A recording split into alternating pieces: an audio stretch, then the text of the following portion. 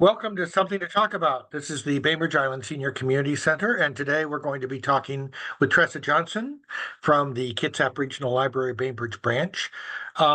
It's kind of a big holiday or big anniversary for the library, and we're going to talk about that. But before we do, as is my habit, I would like to thank Fieldstone Communities of Bainbridge Island because they sponsor these programs and support the Senior Community Center in that way. Fieldstone offers independent living, assisted living, along with a vibrant memory care community up on Rolling Bay. They have a day stay and respite care program as well.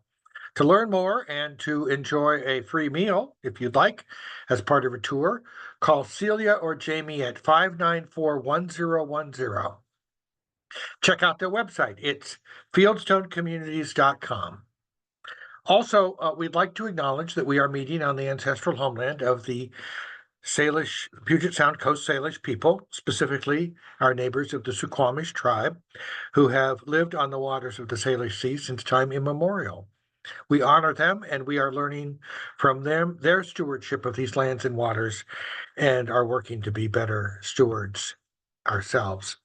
Tressa, thank you very much. As always, I'm grateful to have you come here and talk to us about things at the library that we might not know about. So, thanks. Oh, my pleasure. I'm always happy to come and talk about the library and what we're doing. So I really appreciate the invitation, the standing invitation. Kitsap Regional Library we are celebrating our 80-year anniversary this year. The voters of Kitsap County approved the establishment of Kitsap Regional Library, or rural district as it was at that point in 1944, July 1944. The following year, they started incorporating community libraries, getting everybody together. In 1947, Bainbridge Library officially joined Kitsap Regional Library. So we have 9 branches. We're excited about this. I think one of the nicest celebratory items we have this year is a new library card, and it has strawberries on it. Oops, strawberries on it, and my favorite feature, very large library numbers. I don't know if you can tell, but I can actually read them. If you would like a library card, get a library card with a strawberry on it, and the large numbers. It's really easy. Just come into the library. The caveat is that if you would like this card to work, then you would no longer have your other library card number. So if it is saved in your computer, your phone, you'll want to update it there. I've also been known to give out cards without activating them because people would like to celebrate the 80th anniversary, but really like their card number. They have it memorized. And if I'm using an e-reader or something, don't I need to use the card number to get registered through one of those reader services?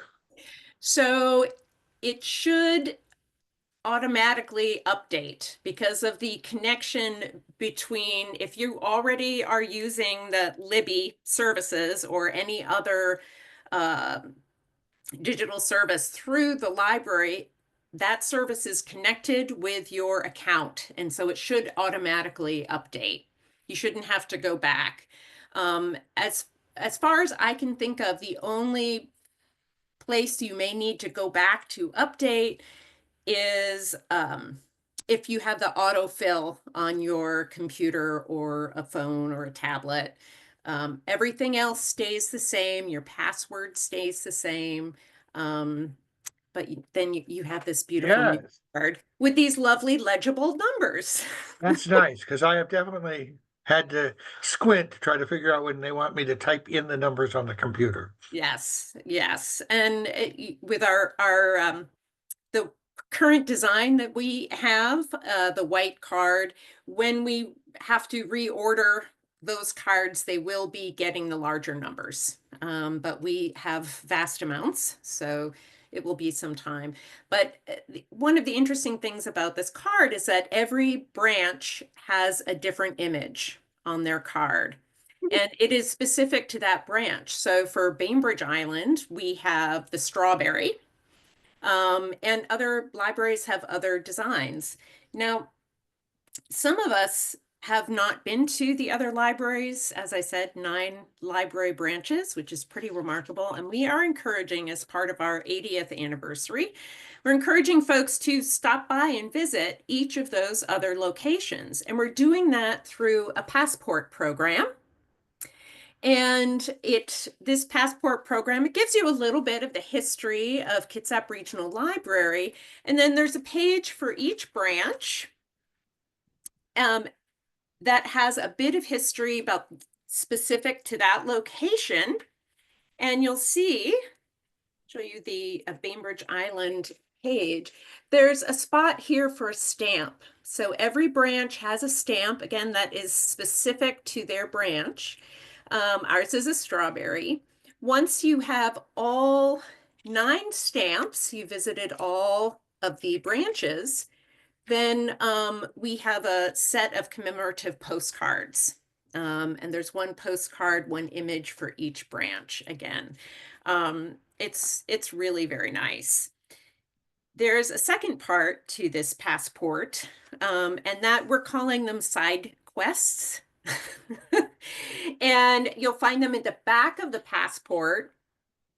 It reminds me a bit of a bingo, in the sense that they're each quest is an action, like reading 10 hours, exploring our one of the digital services we provide, Mango Languages, which is a language learning service.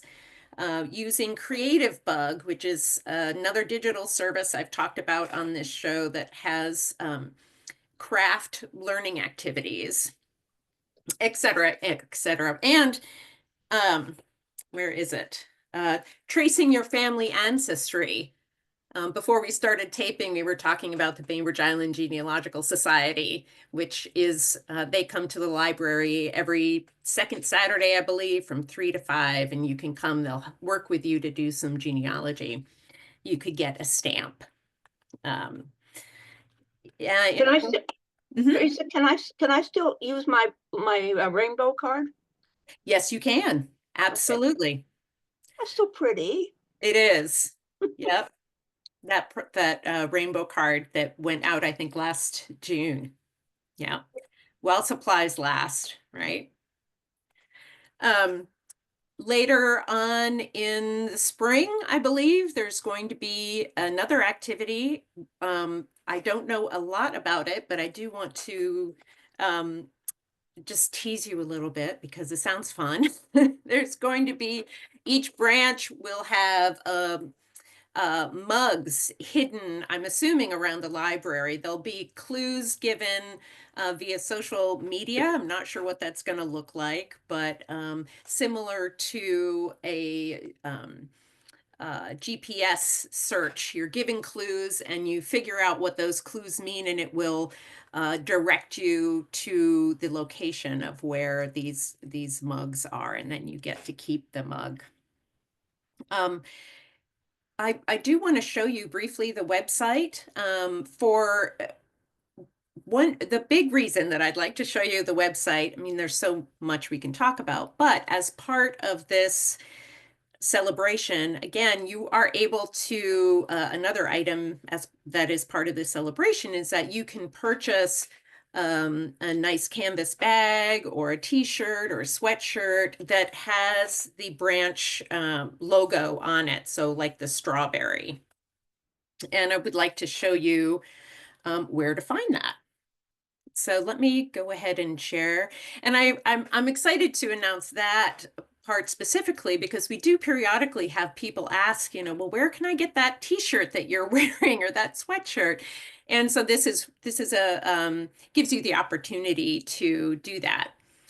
And we haven't maybe experienced fan gear for the library, but library, we can definitely be library fans, can't we? Yeah, that's right. That's That's right. right. Absolutely. So from krl.org, I'm going to go on this horizontal menu at the top to the 80-year anniversary, and I'll click on that. And yay, it's the 80th anniversary. Jenny! And you'll find there is a history about the system throughout this website, which is really, I find that really exciting and fun. It explains the passport, and you can see here a bit of what each stamp looks like, what each specific, I guess I just called it a logo, but the image that we are using for t-shirts and stamps and postcards, the commemorative postcards that I mentioned, which are here on the screen. I'll go up a little bit. So, and down here, we're still explaining the different activities that we have available as part of the celebration. And here, show your library love. So you can purchase some library love if you would like. And down here, you can see a picture of all of the library cards, the library cards that they have created for each branch that's specific to each branch. I think they're really beautiful. Yes, that's so cool to celebrate our diverse locations. You know, you mostly just think of the library uh, as one spot, and having a sense that there are different both different locations, and also I know that there are variations in the kind of services that you might be able to access at one location or another. When we were just getting started here as a nonprofit, um, there was a ability from the Paulsbo Library to be able to access information about grants that wasn't available at the Bainbridge Island branch. And so we journeyed over and sat down, got some great help from the staff at the Paulsbo Library, and started us on our way to grant applications, which we continue to do. Yes, yeah, it is. It's been interesting to see as people have started this passport quest. Some families have on one Saturday or one day of the week, they visited all 9. And so you hear about, oh, Paulsbo's wonderful. They have a little fireplace and magazines right there and some beautiful woodwork. And then they'll say, oh, but little Boston, it's got, it has this feature and it's so cozy. So there is something, having been to all of the library branches myself, there's something really special, I think, about each location. Absolutely.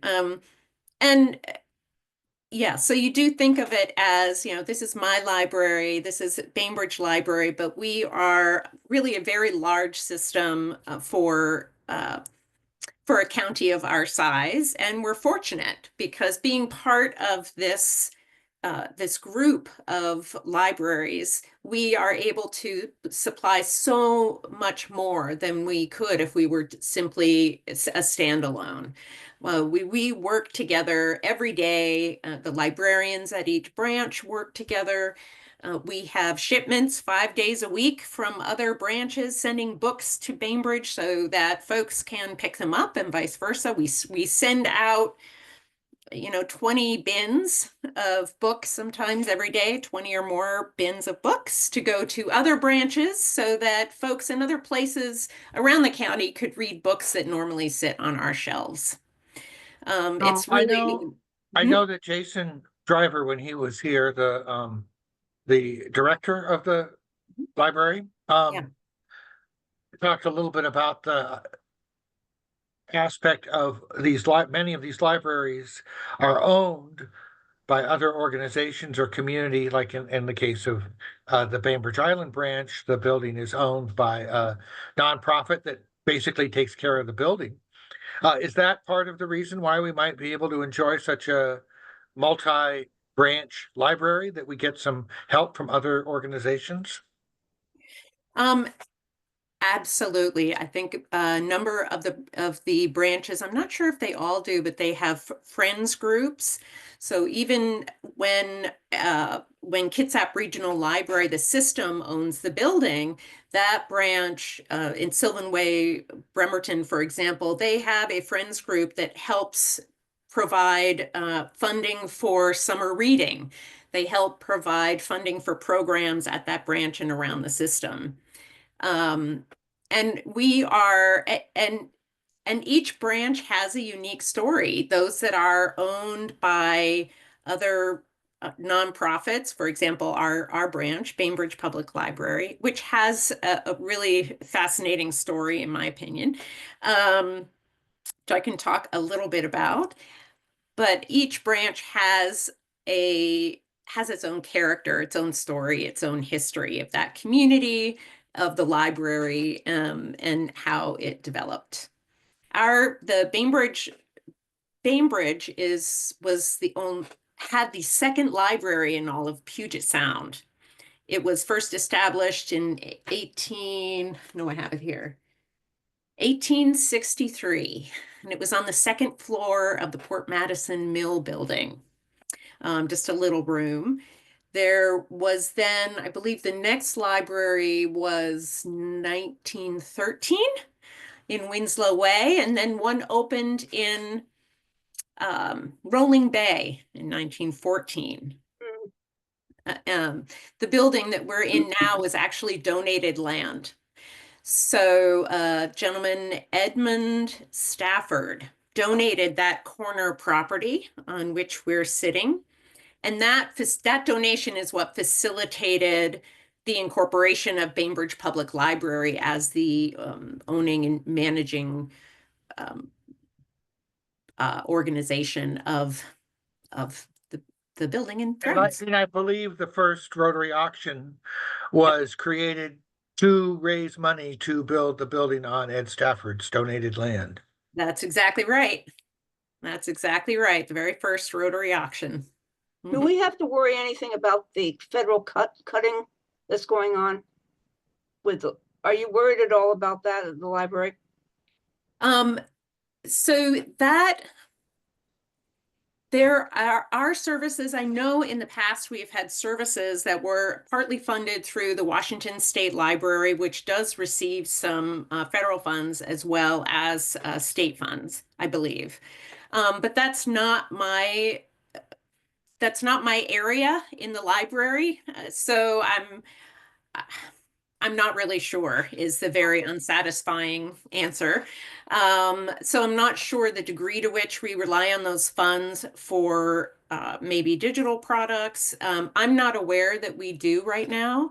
However, it certainly has made a difference for me as a librarian in terms of the information that I have access to share when people ask me questions. So I regularly there the National Archives, for example, the SEC, the historical papers of the SEC. There are, I mean, governmental federal documents are just full of information that librarians use in their research, the research that we do for our community, for individuals in our community. So in that sense, it's and you can't get into those? I don't know yet, because I understand that some documents have been pulled from the yes, they have. websites. I have not had a question from the public that has precipitated me looking into that. So I haven't experienced it directly. Yes, the Enola Gay got pulled. Yeah. You know about that one.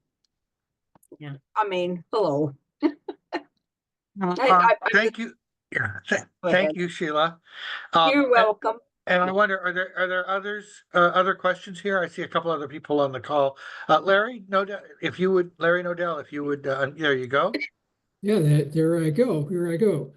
I just wanted to mention that I happened to be at the Washington State Library last week, and I asked that same question of them, and they gave the same answer basically that you did. I think only the higher ups know very much about, what that relationship is like, but they pointed out that as far as they understand things, the services that they offer are not going to change a bit, no matter what they do in Washington, D.C. Hey, good to know. And I think that just like when you go to the shelf and see if the book is there, until you go to look, you don't know if it's been pulled. So that's an issue that we'll be finding out about over time. But yes, it's good to know that the things that are funded, like the library, regionally, will continue to be funded regionally. And that's sort of how we're operating here at the Senior Community Center, too. We don't have any particular programs or services that are currently dependent upon federal funds. But I'm sure that there are aspects that we rely on for support for seniors that may change over time, and we'll just find out when we find out. Larry, Tressa was also talking earlier about the Genealogical Society using the library on a regular basis. I don't know if you want to tell us a little bit about how that works.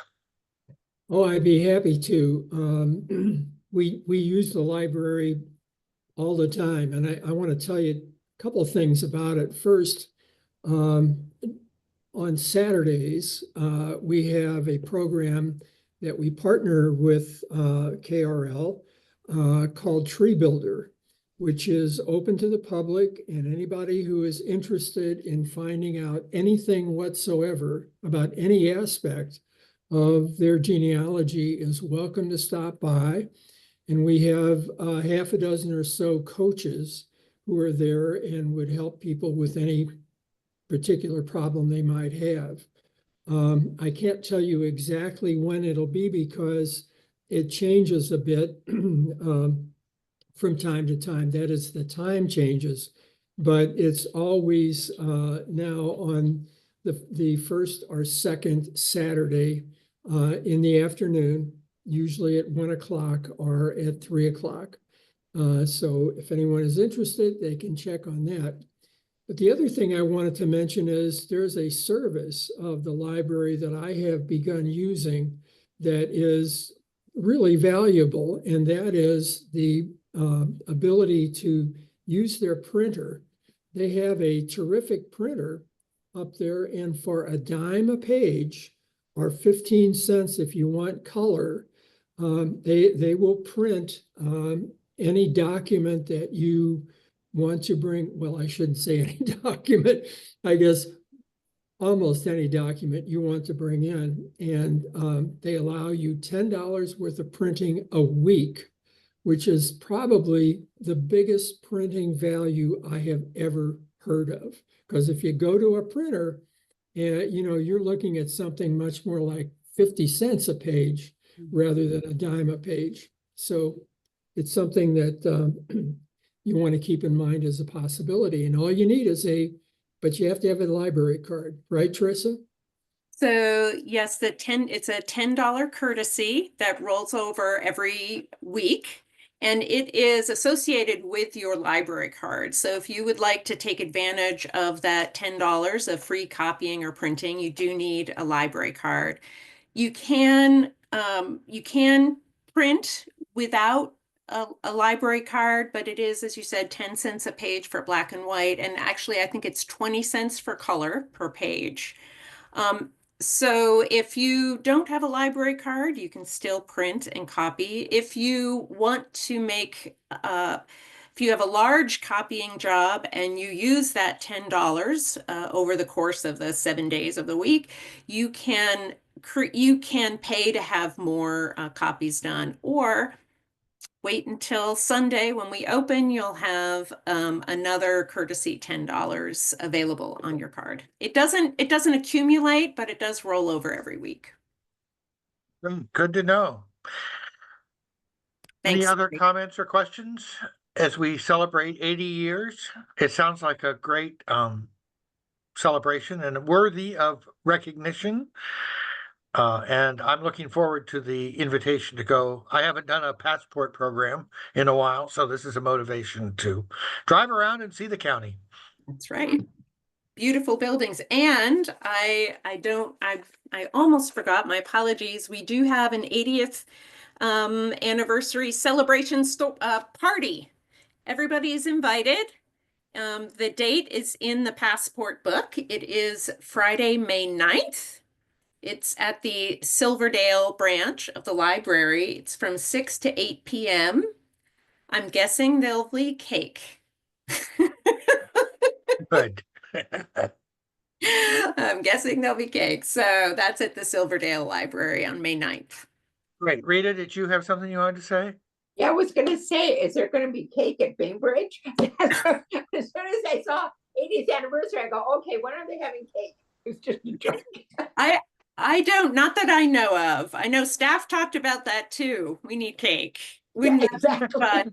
So yeah, so I'm not aware of it, but it's possible. It's clearly in the air. Okay. All right. Keep your library cards in your hand, collect your passports, and find out what might be happening.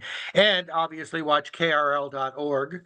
And that's probably where you can also find out what the hours are for the Genealogical Society meetings activities as well. Thank you, Tressa. Thank you, everybody who showed up. Good questions, great conversation, and we'll see you at the library. Thank you, Travis.